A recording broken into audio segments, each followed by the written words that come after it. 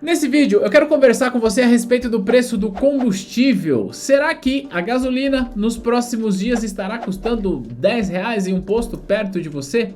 É sobre isso que eu quero falar com bastante detalhes, então vou trazer aqui para você a cotação do petróleo, como que é o nosso posicionamento em relação à precificação e como que o governo vem pensando em medidas para inibir o crescimento do preço da combustível, tá bom?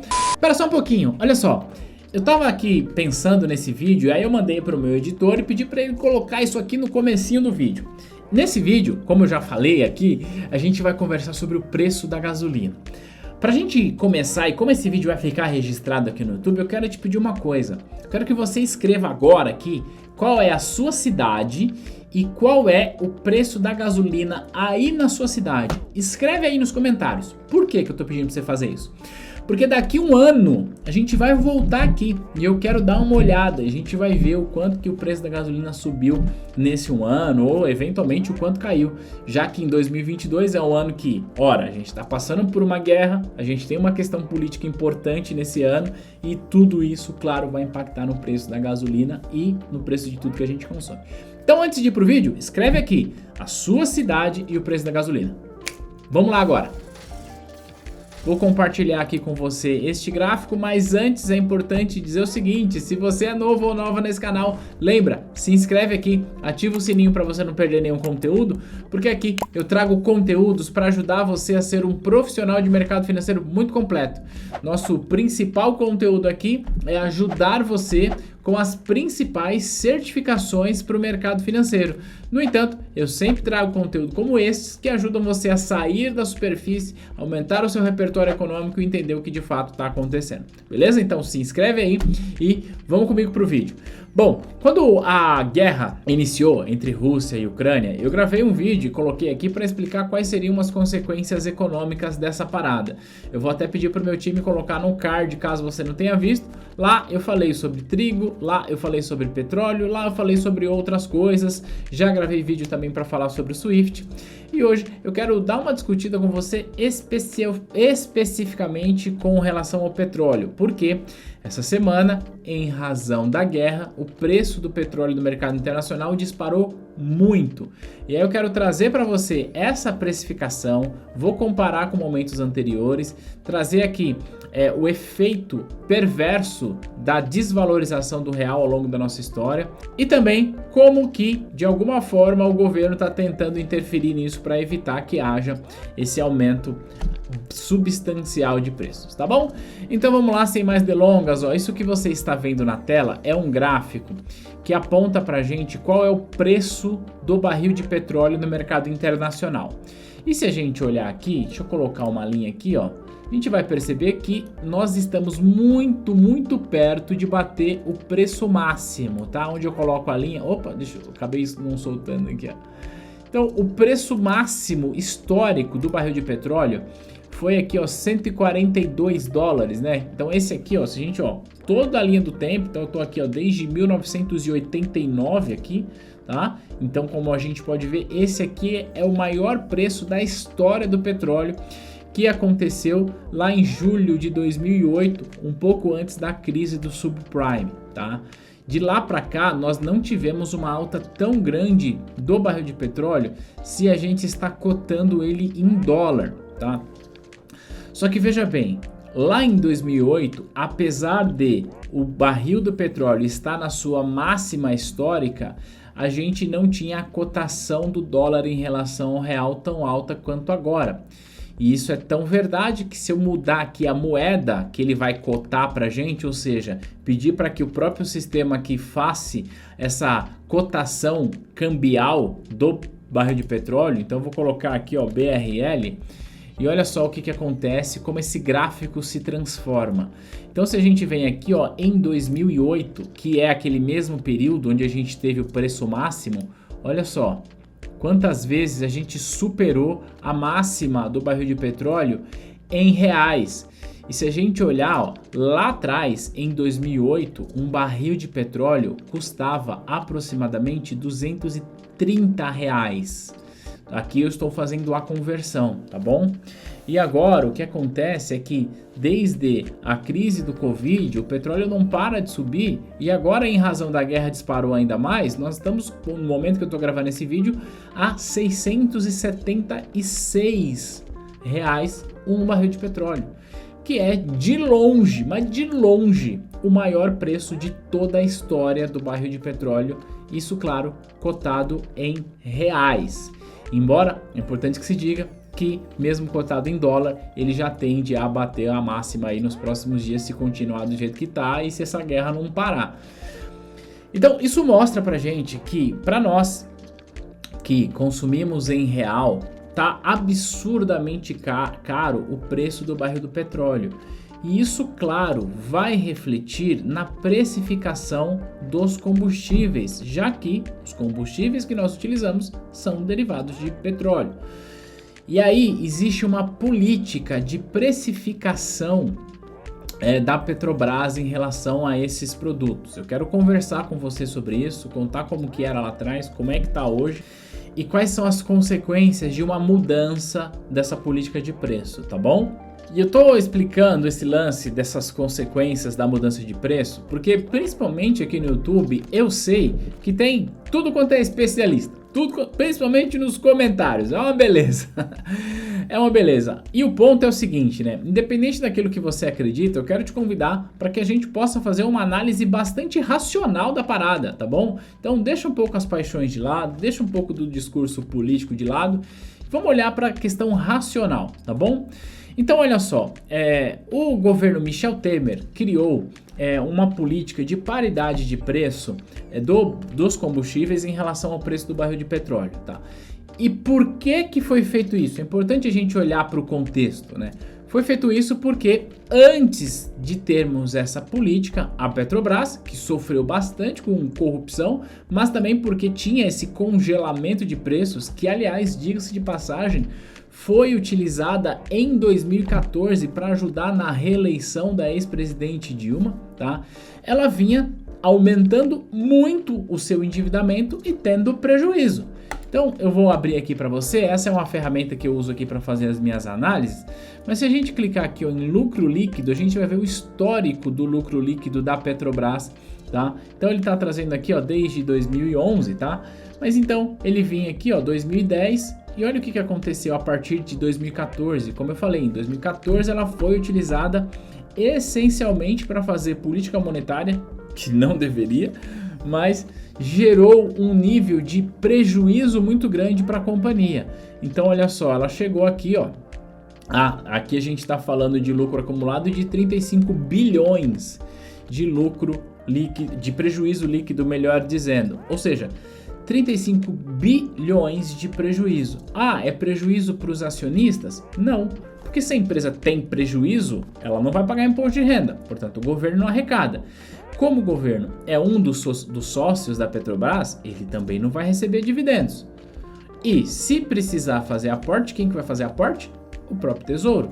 Então é importante que a gente entenda que o lucro da Petrobras, sim, ele vai parte para o mercado, mas ele também tem uma função social importante que é ser distribuído para o governo. E eu vou inclusive mostrar para você quanto foi que a Petrobras trouxe de dinheiro para os cofres públicos em 2021, tá? Então a gente não pode adotar uma política perversa que vai colocar a Petrobras num caminho de prejuízo, porque não são os acionistas que são prejudicados. Quem é prejudicado com isso é toda a economia, porque ela deixa de gerar valor para a sociedade, porque ela não está aumentando o valor agregado e mais, não arrecada recursos para os cofres públicos, já que essa é uma discussão muito importante dado o momento atual. Então, o que eu quero trazer para você é que se a gente simplesmente congela o preço de Petrobras em relação ao preço lá de fora, ou seja, não faz nenhuma paridade, a gente tende a trazer a Petrobras para um nível de prejuízo que não vai ser bom nem para a companhia e nem para a nossa sociedade. Esse é o primeiro ponto. Agora, será que deixar os preços totalmente pareados, como estão agora, será que é a melhor medida? Bom, sinceramente, eu não tenho uma resposta para isso. Eu quero discutir com você sobre as consequências dessa parada. Então quando a gente olha aqui nesse gráfico, a gente percebe que o lucro de Petrobras começou, olha só, essa mudança de política foi lá em 2016 e aí ó, ele em 2018 começou a recuperar e ó, subiu, aí veio 2020, veio a pandemia e agora ela teve um lucro recorde aí de 107 bilhões de reais. E aí que a gente começa a entrar nesse lance, tá, e esses 7 bilhões de reais, para quem que vai? E aí olha só, se a gente entrar aqui ó, no site da Petrobras e a gente vir aqui em relação com investidores, onde a gente vai ter todas as informações que a gente precisa em relação à companhia, a gente vai achar aqui ó, visão geral, composição acionária, tá? E quando a gente clica em composição acionária, ele traz pra gente como que é a composição acionária de Petrobras. Então olha só, o grupo de controle, que é o Estado, tem 36% da companhia. Investidores estrangeiros têm 45% da companhia. Investidores brasileiros têm 18%. Varejo tem 9,5% da companhia. E aí, se a gente voltar aqui, a gente vai descobrir, eu até separei aqui, ó, o quanto que ela está aprovando de dividendos para serem pagos agora. Então dá R$ 7,73 por ação. E aí eu preparei um Excel aqui para a gente fazer conta e sermos racionais com a parada. Então olha só, em dividendos, essa aqui é a distribuição que Petrobras está trazendo. Então olha só, 37 bilhões de reais será entregue aos cofres do governo. 37 bilhões, tá aqui, é o governo. Em primeiro lugar, os investidores não residentes, né, estrangeiros, 45 bi, mas a gente vai ter aqui, ó, 18 bilhões para investidores brasileiros e 9 bilhões aqui para investidores de varejo. Quem são esses investidores brasileiros? Aqui que não se enquadra ali nos investidores de varejo, essencialmente investidores institucionais, ou seja, fundos de investimentos. Entre os fundos de investimentos que estão aqui, a gente vai encontrar, por exemplo, muitos fundos de pensão. Resumo, entre esses investidores aqui, a gente vai ver que tem a aposentadoria de muita gente que está alocada em Petrobras. Isso é absolutamente comum. Então, internamente, ficou aqui 37 mais 10, 47, mais 20 aqui, se a gente arredondar, seria 67. Tira aqui, vai dar uns 65 bilhões de reais, ficaria dentro do Brasil, sendo que 37 bi é para o governo. Só que tem um ponto, porque a companhia deu lucro, ela vai ter impostos a recolher. E aí, olha só, eu baixei da própria Petrobras isso aqui, tá? E aí a gente tem o seguinte, ó, imposto de renda e contribuição social. Em 2021, a Petrobras pagou, acho que você não está conseguindo ver direito, aqui ó, 44 bilhões de imposto de renda e contribuição social. Foi isso que ela pagou para o governo. Quando a gente volta aqui nesse gráfico, eu preparei um outro gráfico que é, quando a gente pega essa distribuição de Petrobras e soma com os impostos, a gente tem o seguinte, Petrobras colocou no caixa do governo 81 bilhões de reais. Isso porque ela foi uma empresa lucrativa. Aí, é claro que nesse momento a gente vai trazer uma discussão de que, mas e esse lucro? Será que é muito? Será que é pouco? Enfim, o fato é que a empresa precisa ter lucro para reinvestir, continuar sendo uma empresa competitiva. Então a gente precisa entender que o lucro faz parte do negócio. Só que qual que é o lance? Agora, como a gente viu, o preço do barril de petróleo está disparando. E a gente depende de petróleo importado. E aí tem um outro lance que é, muita gente fala assim, mas o Brasil ele é autossuficiente em petróleo, então não deveria ter essa indexação. Bom, o fato é o seguinte, não é isso que nos conta a Agência Nacional de Petróleo, tá? Então eu tô com essa site aqui, ó, gov.br, então sempre quando eu vou trazer esse tipo de informação, eu gosto de buscar a fonte primária, da onde que a gente pode falar assim, ó, aqui não tem como a gente contestar essa informação primária. E aí, ó, nessa parte do gov.br, que é a ANP, que é a Agência Nacional de Petróleo, tem isso aqui que trata sobre importação e exportação. E aí ela vai trazer pra gente aqui, ó, sobre como é que foi feito. Se a gente clicar aqui, a gente vai ter acesso a uma série de planilhas, enfim, ó, importação e exportação. E aí eu já baixei essa planilha pra gente dar uma brincada aqui, ó. E aí é essa planilha que você tá vendo na tela. Eu vou tentar deixar um pouco maior aqui, ó, para que você consiga ver isso, tá? Então, ó, importação, eu vou falar aqui especificamente da gasolina, mas essa planilha tem tudo que você possa imaginar aqui, tá? Importação de derivados de petróleo por produto. Isso aqui tá desde 2020 até 2022. E aí eu filtrei aqui, como você pode ver, por gasolina, tá? E aí, se a gente está falando da gasolina, tem aqui o entre parênteses B. Se a gente desce aqui, a gente vai ver que B refere-se a barril. Então, olha só, especificamente falando de gasolina. No ano de 2000, a gente importava. No ano de 2001, a gente importou pouco, mas importou. 2002 também. 2005. Aí, olha, quando a gente vem aqui nestes anos, especificamente aqui, ó, de 2003, 2006, começa a cair aqui, ó, então a gente fica 2007, 2006, 2007, 2008 e 2009, quase que pouca importação, né? Esse aqui é um ano pós-crise, é importante lembrar, tá? E aí, olha só, de 2010 para cá, a gente está importando gasolina como se não houvesse amanhã. Então, dizer que a Petrobras produz tudo que a gente consome, não é essa informação aqui que a ANP está trazendo para a gente, porque a gente está importando isso. E aí, obviamente eu não sou especialista em petróleo, e aí pode ser que eu não traga alguma informação aqui que vá subsidiar isso, mas o lance é que o tipo de petróleo que a gente produz aqui, ele é considerado de petróleo pesado, e ele é muito bom para ser utilizado em outras coisas, mas para refinar para gasolina, ele tem um custo muito alto, então é importante a gente olhar para isso. Então sim, a gente refina aqui dentro, não estou dizendo que a gente não refina, mas a gente também importa muito. Se a gente importa, claro que a gente vai pagar em dólar. E aí que vem a discussão. A grande questão é, beleza, Thiago, eu já sei que a gente importa, eu já sei que a Petrobras ela tem esse custo e ela está indexado. E aí que vem a questão, o que a gente vai fazer? A gente vai deixar a gasolina estourar e bater R$30? Bom, o fato é o seguinte, olha só. Tem aqui um congelamento de ICMS, que na verdade é importante que se diga, o ICMS ele não foi aumentado, tá? O que acontece é que ele é um percentual calculado sobre um valor base. Ora, se o valor base aumenta, o valor do ICMS vai também aumentar, porque o ICMS é um imposto e como a maior parte dos impostos, ele é cobrado em percentual, em uma alíquota sobre uma base de cálculo. Se a base de cálculo aumenta, claro que o valor do imposto vai aumentar. Mas dizer que os estados aumentaram o ICMS não é uma verdade. A alíquota é a mesma, tá? Só que o que está sendo proposto agora é a fixação desse valor, para que o valor do ICMS não seja mais uma alíquota calculada sobre um valor base, mas que seja fixado em um determinado valor.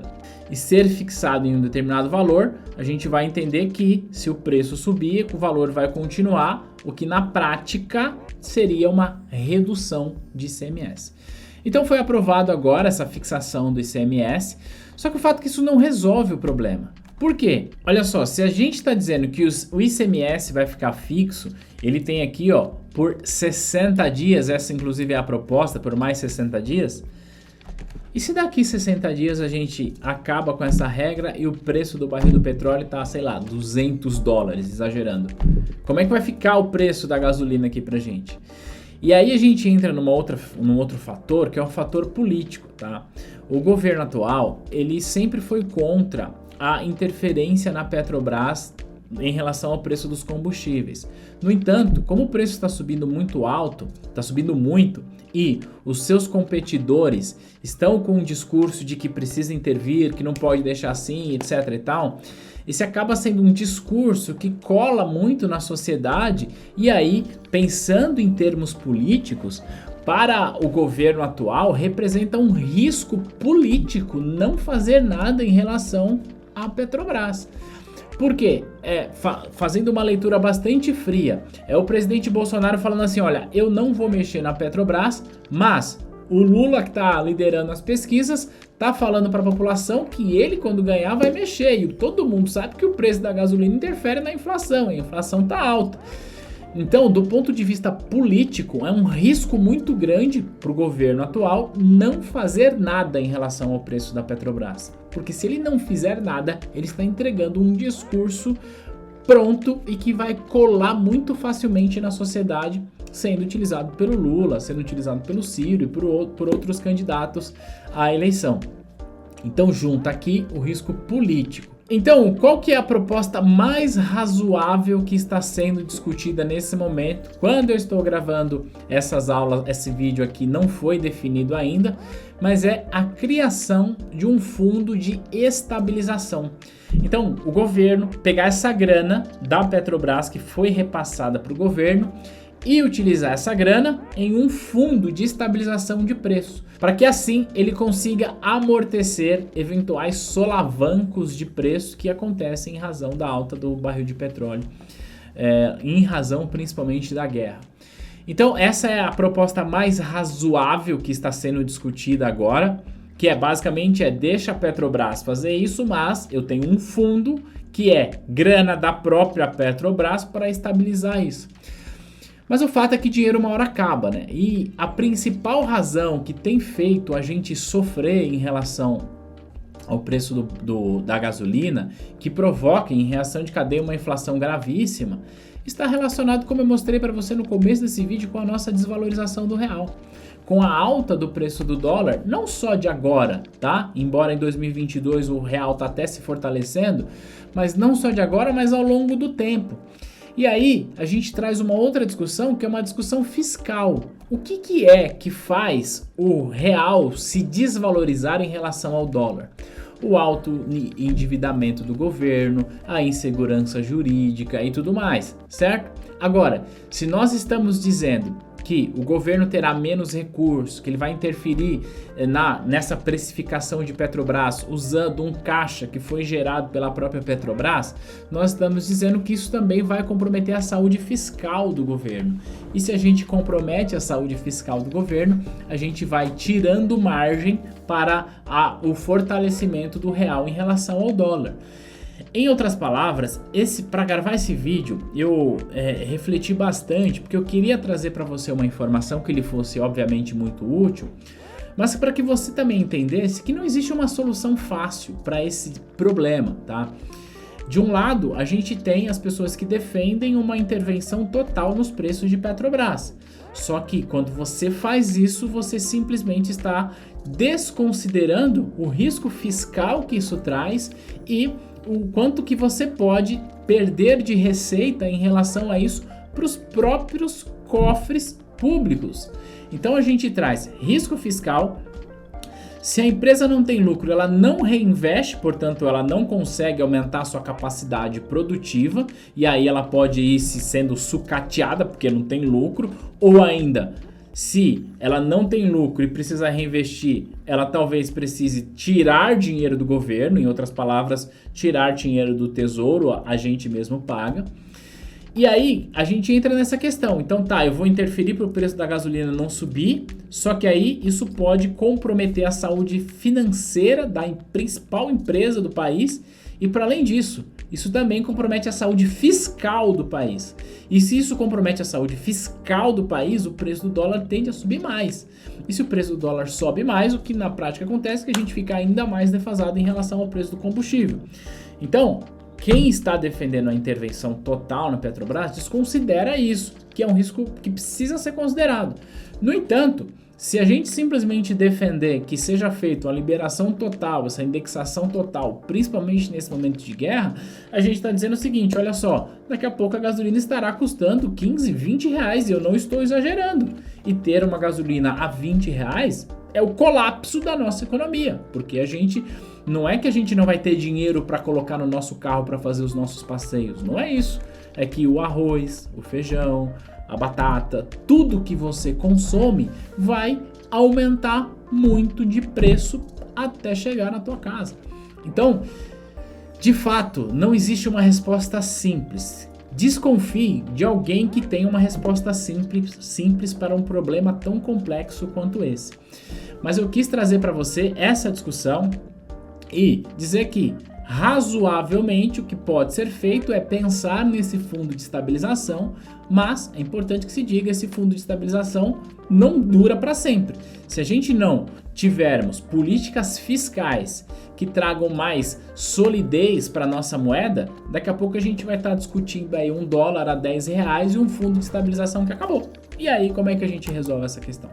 É isso, eu sei que nesse vídeo eu expliquei muita coisa, não trouxe um resultado objetivo para um problema tão complexo, porque de fato eu não acredito que haja resposta simples para um problema tão complexo quanto esse. Eu quero saber da tua opinião, deixa aqui o seu comentário e claro, se esse vídeo fez sentido para você, compartilha ele com geral e a gente vai se ver no próximo material. Tchau, tchau.